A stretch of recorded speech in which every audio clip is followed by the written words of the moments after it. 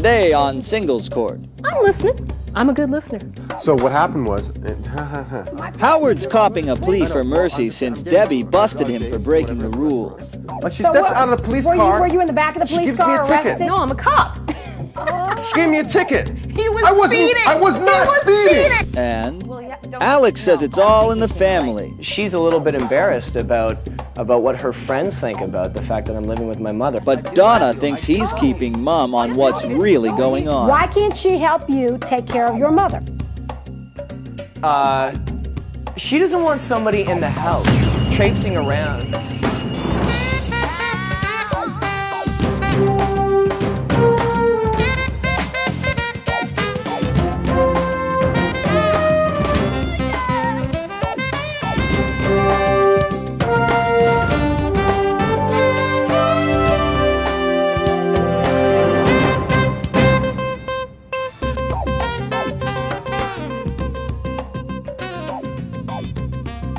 Well, hello there, and welcome to Singles Court, the #1 show on the Singles Broadcast Network. But that has nothing to do with me, Michael Day, the show's producer, but it has everything to do with the host with the most, relationship mediator, Angela Siegel. Hi, Michael. How are you doing today? I am wonderful. I just had a double latte, and I am ready to go! I can see that. You know, I just did some rewrites for some clients on personal ads.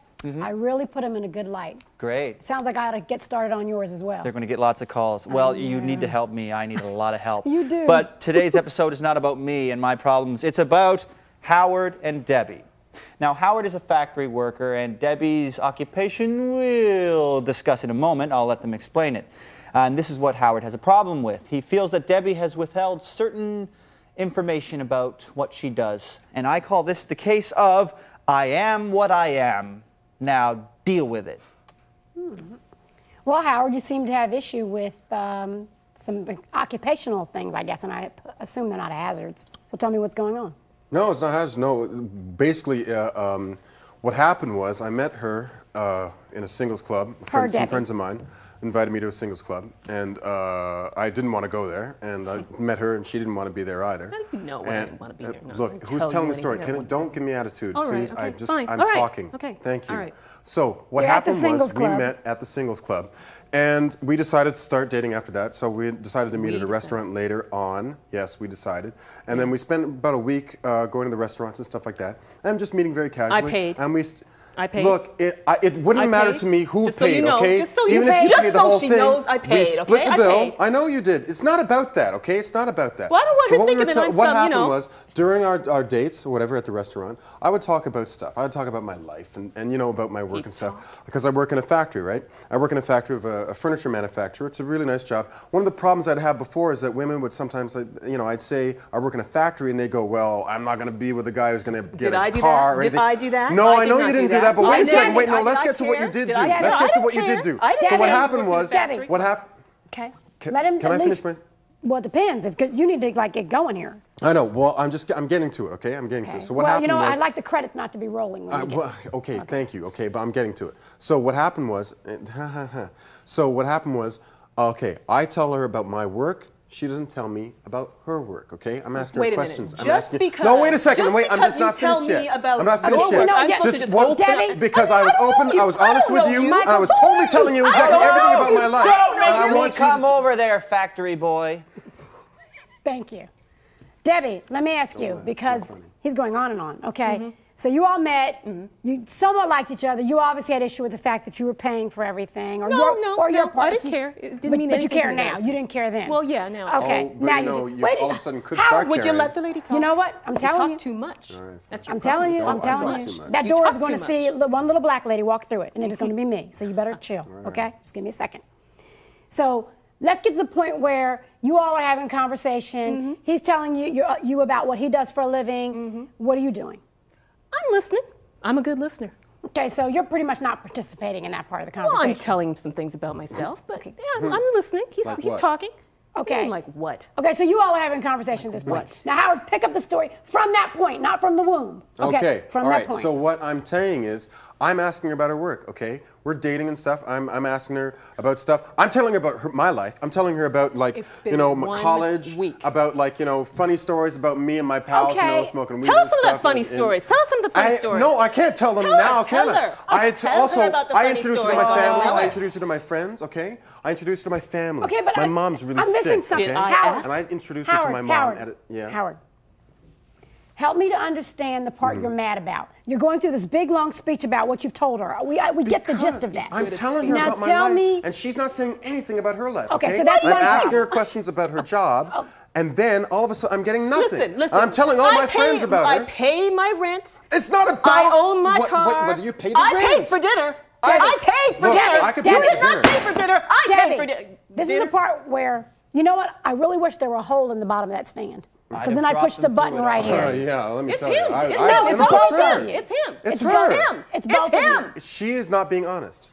Excuse me. Okay, Debbie. okay, let me tell you how the show usually goes here, okay? You offer the information, and Angela asks a question. You stop and listen to her, and then she helps you sort things out. Thank you, Michael. Now, Howard, yes. I need to hear from you, okay? You're the one that came here and said you were having a problem. Yes. Now, let me tell you specifically what I need to hear, because you're going on and on and on. You're scaring me, okay? I need to know what it is that you're so upset about with respect to what she does for a living. You want to know? Okay. Yeah. I'm with my pals. I do. Okay, I'm with my buddies. We're going to see a game. We're going to see a baseball game, right? Okay. We're driving back from the game. I'm with Matt, I'm with Pete, and I'm with Jay, 3 of my very good friends. We're driving back, and all of a sudden this light goes off, right? There's a cop, pulls us over, right? I'm doing the speed limit. Cop pulls us over.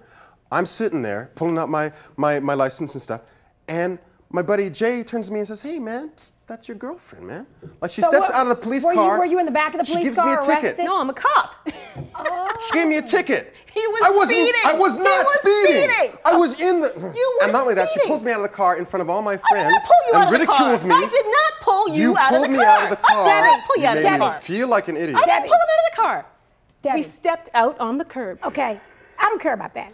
Okay, here's my question, because this is a relationship. This is like singles court. It's about relationships. It's not. I don't care about the other There is no stuff. relationship. My question there is, could have been. when did he find out that you were a police officer? That night. So up until that point, you found no need at all to tell him what you did for a living. Well, I didn't see there was any reason to asked tell him you. what I did for a living. Why not?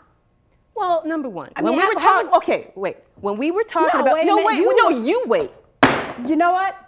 The ejector button is sounding real good right now. All right, I'm sorry. You know, if I'm you're sorry. not- I'm sorry. I'm sorry. If you were at work and I just did what you did to me, you'd have me in handcuffs. So I suggest you listen to at least the question, okay?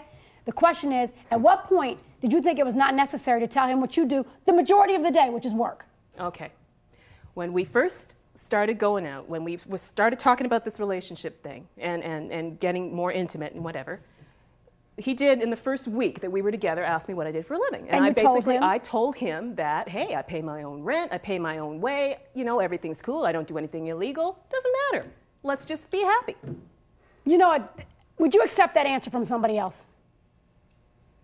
I don't know, maybe. No, you would not. So you know what? You really need to look at what you're saying. Look. Howard, now you found out what she does for a living. Yeah. How do you feel about it? Well, I want an apology. I want her to be honest with me. I can't. Apology? I've told all my Apology? friends. I've told What everybody is in it my she? family. What is it she That's would your be? problem, is your mouth is too big. You're telling His all your mouth friends is about all my big. business. I Your am not. mouth I is just too want to big. be able to be Big. honest about you His with mouth my is big. friends in my relationship Howard. with the woman that I love. Howard, Angela, remember me? I'm the one that asked the questions. Now you know what she does for a living. You say you want an apology, but help us understand what it is you want an apology for.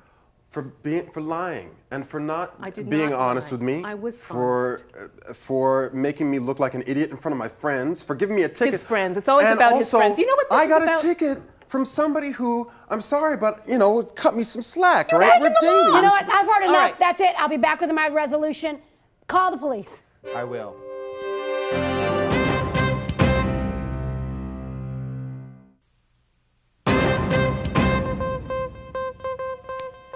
Debbie, help me understand. Why didn't you tell him you were a cop? Because I have had previous relationships where as soon as they find out I'm a cop, stuff happens. I mean, I get the name calling, oh, she must be a lesbian or something like that, or who wears the pants in this relationship, or they just run. Okay. My resolution. Howard, obviously you're upset to find out she's a cop, and I can understand that, and disappointed. I understand that as well. However, you have to take responsibility for the fact that you should be a little more insistent on what it is that someone does for a living. It is a big part of their life. So you had an opportunity to make sure she told you that information. And if she didn't, then you need to run. And you didn't do that. Debbie, you on the other hand, I mean, you have issues. You're bitter, antagonistic, angry. It's not being a cop that destroys your relationship. It's the fact that you have an attitude like, I dare you to love me. Just try and love me. You just are so bitter and so pissed off that no one has a chance to love you because you start out from the very beginning. You know, relationships are about business. It's intertwined within the relationship. So if you think about it, you look at this relationship was murdered. The very life was choked out of it. It was assault with a deadly weapon. And that deadly weapon was your bad attitude, your big mouth, and your tongue. So that's that in black and white. Next on Singles Court, Alex says it's all in the family. I happen to live with my mom, but you know my conditions, my circumstances are a bit unusual. But Donna thinks he's keeping mum on what's really going on. Why can't she help you take care of your mother? She doesn't want somebody in the house.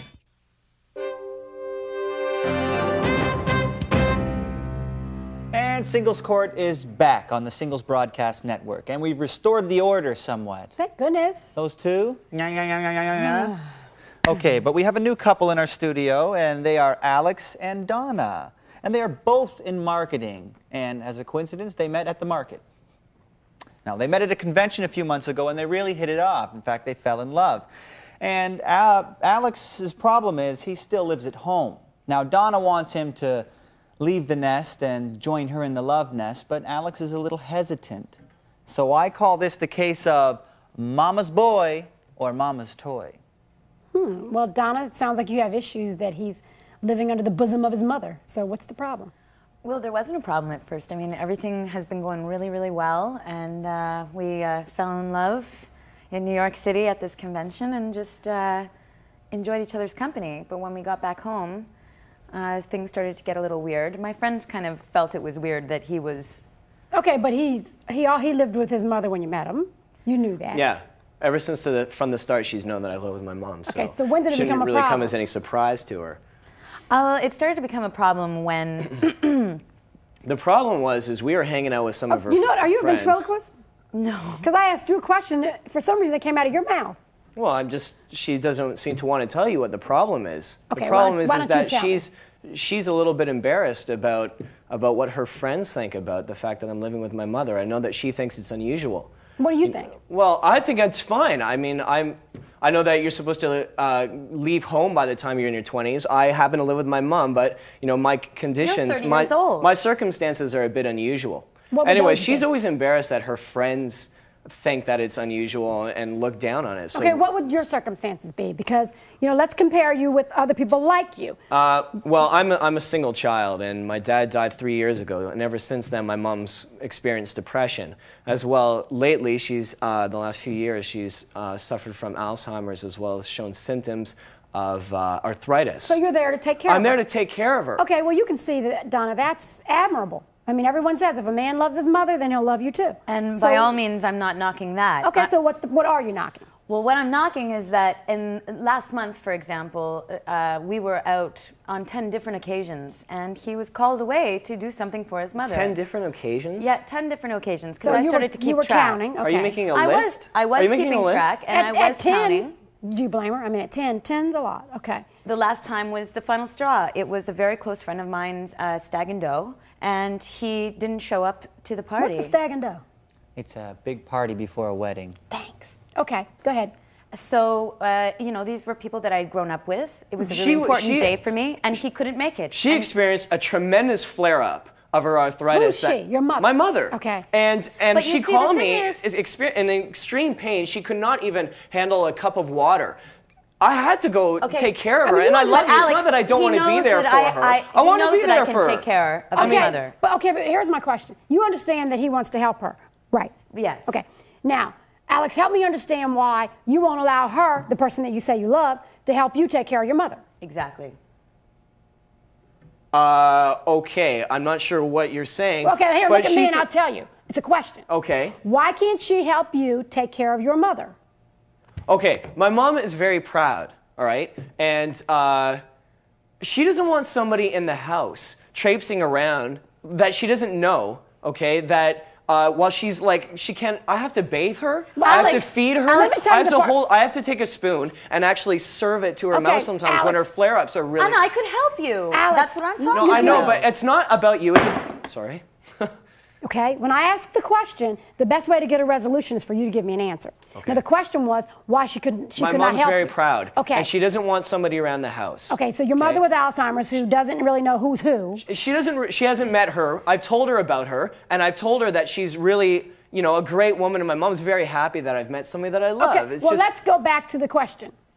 Why can't she help you with your mother? Now, you told me she's proud, but a proud person with Alzheimer's, it seems to me as though you can still slip somebody in there. So, see, I think that she doesn't want a new woman coming into her life, especially when she has her son at her beck and call. She's experiencing major depression as well, right? Okay.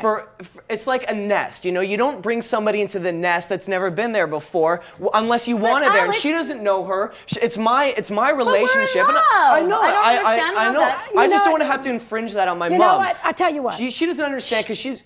Listen. At some point, she's going to have to know who she is. So let's call her. Let's call her now. I have the number. At least this way by phone. I know, but I think she actually has an appointment today. Sometimes she goes to a special clinic. Oh, well, I hope she has a cell phone. It's ringing. Hello? Noreen? Hi, yeah. Hold on one sec. Noreen? Hello. Hi. Hi, this is Angela Siegel calling you from Singles Court. How are you doing today? Oh, I'm doing fine. Great. Yeah. Well, you know what? You sound really well. Oh, I feel great. I just got back from playing tennis. I play every day. You know, I'm doing really well. Yeah. Really? Well, I'm here with your son, Alex, and his girlfriend, Donna, and we're just trying to find out why you all have not met yet. I don't have a son named Alex. I have a boyfriend named Alex. Wait a minute. Who's he there with? What's going on? What's the son stuff? Wait a minute, and who's this girlfriend? Some slut? Oh. How long have you been seeing her, you jerk? Can I explain, please? You know what? Can I The two of explain, you can please? just go to hell. I love you, okay? I Right. love you. Don't I even do. touch me. Can I Don't explain touch this, me. please? Okay. Whoa. Okay, This when is I gonna was be a good story, I when think. I was just remember. Don't even. Remember New York. When I was young, okay, I was very awkward around women. When would this have been? When I was in high school and university, and I could not even talk with women. I could not enjoy myself, let alone enjoy women. And what happened was that I suffered for it in bed. Okay, I was not unable to perform. Right, I met Noreen, and she brought the man out of me. She made me able, like, to appreciate a woman and to be able to please her. And you're benefiting from it because I was not able to. How is she benefiting from you having a relationship? Because I was not so able to disgusting. function before. I And now you can. I was incompetent You've as seen the light, a lover, and the red now light I'm. district. Well, yeah, no, I don't think he's seen the light just yet. How do you I feel could- about this? He's got a girlfriend. That's not his mother. It's his girlfriend. How do you feel about this? I don't know what I'm to. asking I you. don't know how to feel. I'm a little in shock actually, and I kind of feel stupid. But I guess I can love credit you. that to you. I do What? love you. I do love you. I Just do. don't even. It's- Don't. Let me explain. Donna, I'll explain this. please, to you. the more you're Donna. No, put your hand down. School's over. I have a question for you. Now you know that he has a relationship with another woman, older woman. How does that make you feel? What are you going to do? I'm gonna kick his butt.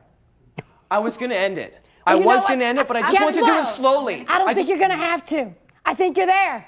I'll be back with my resolution.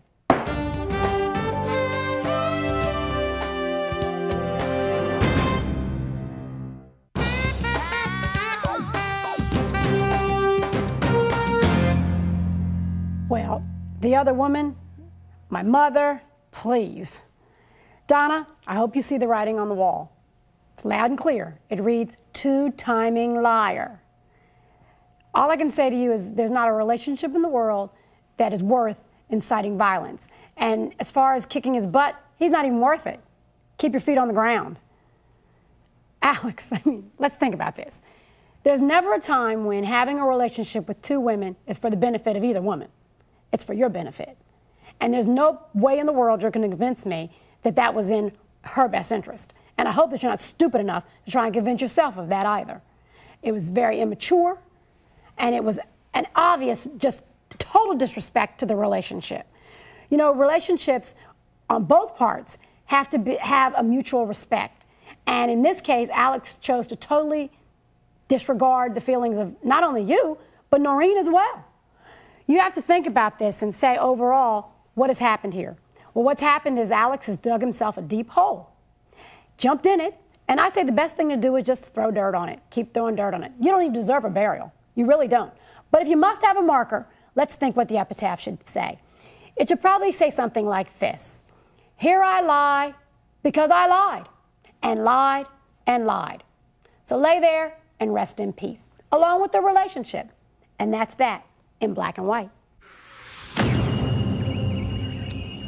Well, there it is. When it comes to relationships, going undercover, well, it might handcuff your lover. And not in the good way. Never mind. And you can't have your cake and have your mother cut it up into little pieces for you and eat it too. It just doesn't work. So join us next time here at Singles Court. The final word for singles.